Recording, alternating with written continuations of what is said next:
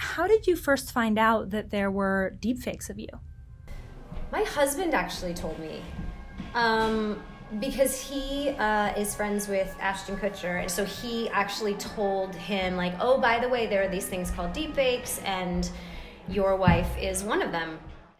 Deepfakes use machine learning to fabricate events that never happened, like Bill Hader shapeshifting. I said Seth Rogen was like, it was amazing. He has like a bike track in his backyard. It's phenomenal.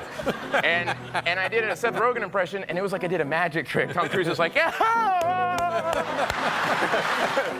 And there's growing concern that in the wrong hands, this technology can pose a very real national security threat. Could impact the 2020 election. Could become a real and present danger to our democracy, Dana. But the most pressing daily threat of deepfakes isn't politics. It's porn. People are hijacking women's faces to make porn videos they never consented to be in, which is why this kind of deepfake is harmful, even when people know it's not real.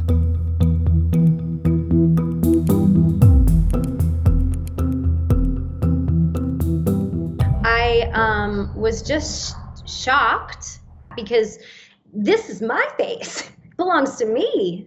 In a September 2019 survey, researchers at Deeptrace found that of the deepfake videos they could identify online, 96% were pornographic. And that more or less 100% of these videos are of women and are non-consensual.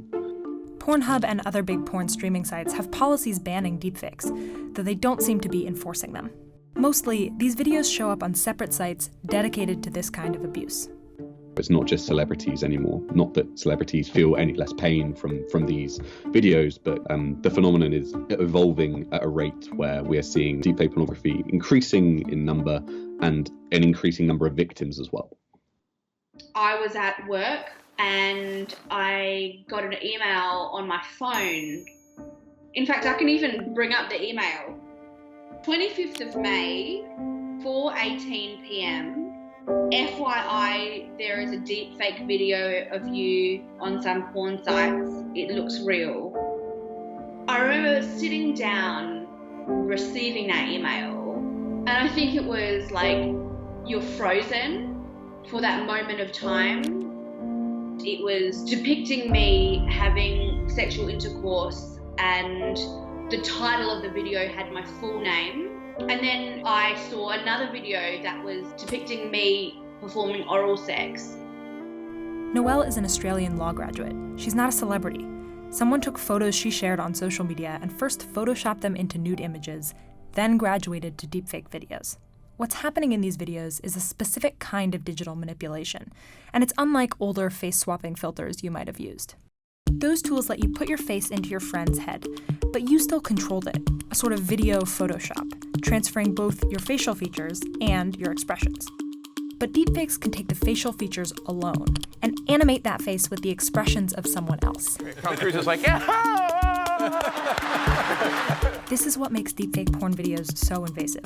The creator takes away a victim's control of her own face and uses it for something she never wanted. Transferring just the mask of someone's facial features requires training a piece of software called an autoencoder on hundreds of images of the same face, from different angles and in different lighting with different expressions, until it learns what they all have in common. That volume of images has long been available of celebrities, but increasingly it exists of anyone. If you're someone not even with a very intense social media presence, but just a presence online, you have a few pictures, maybe there's a video of you from, a party or something like this. You have so many training images to take from that. At the moment, you do still need a fair bit of data to make a convincing deepfake. But as the technology is improving, we're needing less data and the tools are becoming increasingly accessible and user-friendly.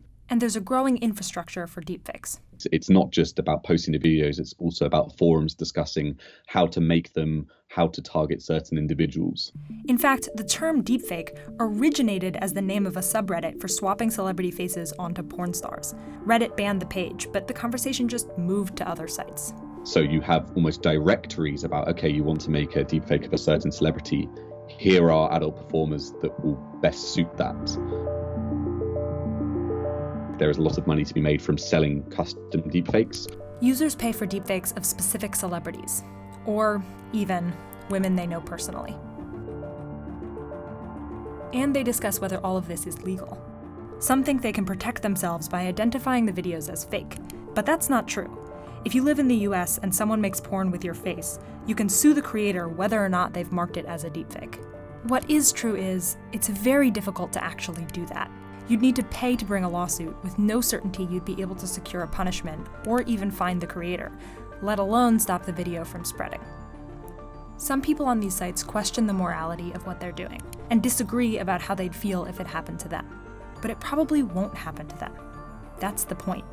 Taking a woman's face and putting it into this context is part of a long history of using sexual humiliation against women.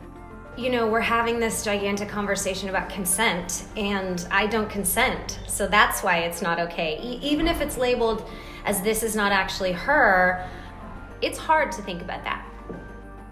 This is kind of probably one of the most difficult things, because fake porn and my name will be forever associated. My children, my future children, will have to see things.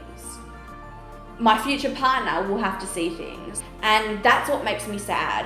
Yeah, I wish that the internet were a little bit more responsible and a little bit kinder.